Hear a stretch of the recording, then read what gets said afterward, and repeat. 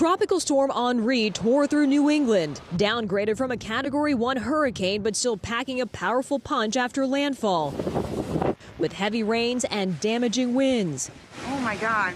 As it blew through Rhode Island, it knocked out power to tens of thousands. I'm pleased to report the National Grid has crews already out across the state working on restoration. President Biden saying federal support is standing by. FEMA has already pre-positioned resources in the region to speed our ability to respond. Massive waves crashed the coastline, closing Narragansett Beach. Residents venturing out when it appeared the worst was over. We lost our power at home, so we came out to enjoy the waves here.